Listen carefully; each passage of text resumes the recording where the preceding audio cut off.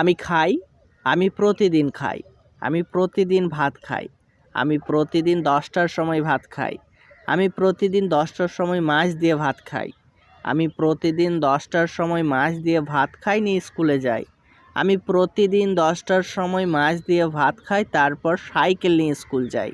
এবার তোমরা একটু লক্ষ্য করো, আমি খাই এই বাক্যটাকে আমি বড় করতে করতে কতটা বড় করেছি। হ্যাঁ, এই বাক্যগুলো কিভাবে আমরা ইংরেজিতে বলবো সেটাই শিখবো আজকের ভিডিওতে। তো চলো আজকের ভিডিওটা শুরু করি। সহজ বাক্য দিয়ে শুরু করা অর্থাৎ সিম্পল সেন্টেন্স।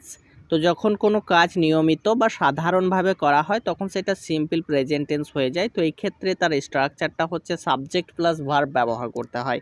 তো এই বাক্যটা একটু ভালোভাবে লক্ষ্য করো। এই বাক্যের সাবজেক্ট হচ্ছে আমি, এর জন্য ইংরেজিতে আই ব্যবহার করতে হয়।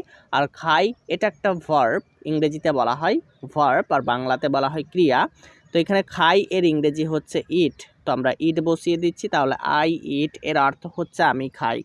এবার আমরা দেখব সময় বা অভ্যেস যোগ করা অর্থাৎ ফ্রিকুয়েন্সি। দেখো এখানে আমি প্রতিদিন খাই, এই যে বাক্যটা আমরা দেখতে পাচ্ছি, এই বাক্যটা গঠন করতে গেলে প্রথমে সাবজেক্ট রাখতে হবে, তারপরে ভার্ব, তারপরে অ্যাডভার্ব অফ ফ্রিকুয়েন্সি। তো এখানে সাবজেক্ট হচ্ছে আমি, এর জন্য আই। এখানে ভার্ব হচ্ছে ইট, আমরা ইট বসিয়ে দিচ্ছি। এখানে অ্যাডভার্ব অফ ফ্রিকুয়েন্সি হচ্ছে এভরিডে। কি বললাম? হ্যাঁ, এখানে এভরিডে হচ্ছে অ্যাডভার্ব অফ ফ্রিকুয়েন্সি। তো এর অর্থ হচ্ছে প্রতিদিন। তো যখন অভ্যাস বোঝানো হয় তখন এভরিডে বা অলওয়েজ ব্যবহার করা হয়। তো আই ইট এভরিডে অর্থাৎ আমি প্রতিদিন খাই। এবার আমরা দেখব কাজের বস্তু যোগ করা অর্থাৎ অবজেক্ট।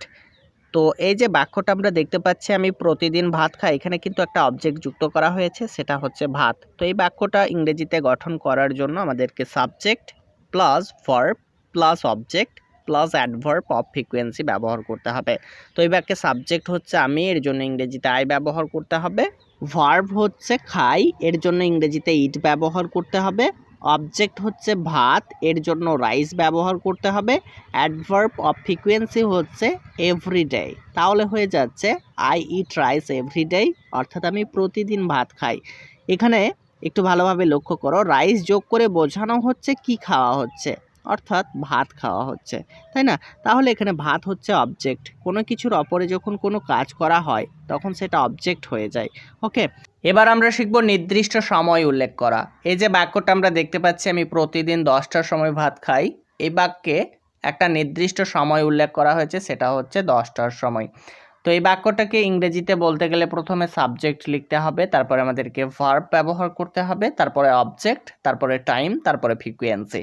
তো এখানে একটু ভালোভাবে লক্ষ্য করো, এখানে টাইম হচ্ছে অ্যাট 10 o'clock অর্থাৎ 10টার সময়। কোনো নির্দিষ্ট সময় বোঝাতে গেলে অ্যাট ব্যবহার করতে হয়। তো চলো এই বাক্যটাকে আমরা ইংরেজিতে লিখে ফেলি। এখানে সাবজেক্ট আমি, এর জন্য আই ব্যবহার করতে হবে।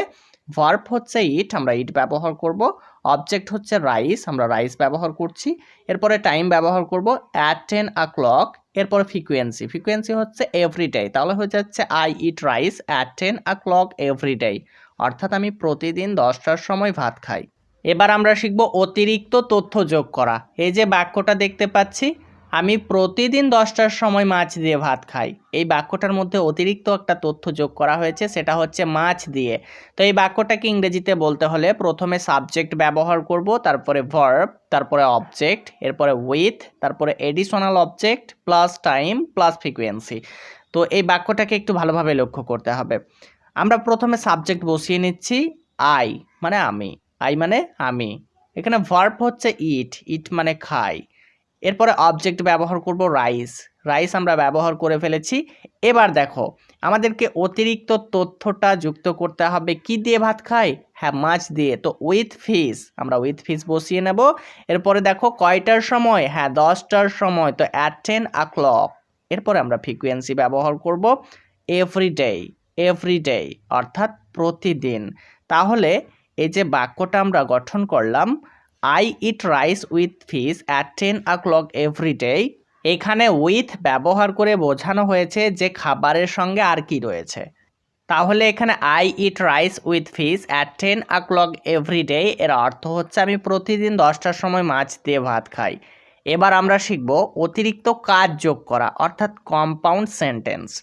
আমি প্রতিদিন 10টার সময় মাছ দিয়ে ভাত খাই নিয়ে স্কুলে যাই। এখানে একটু ভালোভাবে লক্ষ্য করো, প্রথমে আমরা সাবজেক্ট ব্যবহার করব, তারপরে ভার্ব ব্যবহার করব, তারপরে অবজেক্ট ব্যবহার করব, এরপর অ্যাডিশনাল ইনফরমেশন, তারপরে কনজাংশন ব্যবহার করব, এরপরে অ্যাডিশনাল ভার্ব, তারপরে প্লেস ব্যবহার করব। তো বাক্যটাকে এভাবে বলবো, I eat rice with fish at 10 o'clock every day and go to school. এখানে সাবজেক্ট হচ্ছে আই, ভার্ব হচ্ছে ইট, অবজেক্ট হচ্ছে rice with fish, additional information হচ্ছে every day at 10 o'clock, conjunction হচ্ছে অ্যান্ড, এডিশনাল ভার্ব হচ্ছে go, আর place হচ্ছে to school. এবার আমরা দেখব আরও একটি কাজ যোগ করা, অর্থাৎ সিকোয়েন্স অফ অ্যাকশনস। এই যে বাক্যটা দেখতে পাচ্ছি, আমি প্রতিদিন 10টার সময় মাছ দিয়ে ভাত খাই, তারপর সাইকেল নিয়ে স্কুলে যাই। এখানে কিন্তু 3টা কাজ হচ্ছে।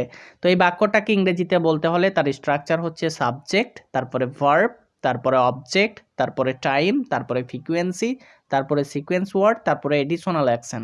তো এটাকে আমরা এভাবে বলবো, I eat rice with fish at 10 o'clock every day, then ride my bicycle to school. অর্থাৎ আমি প্রতিদিন 10টার সময় মাছ দিয়ে ভাত খাই, তারপর সাইকেল নিয়ে স্কুলে যাই। তো একটু ভালোভাবে লক্ষ্য করো, এখানে সিকোয়েন্স ওয়ার্ড দেন, অর্থাৎ তারপর। তো এখানে দেন ব্যবহার করে বোঝানো হয়েছে কাজের ক্রম।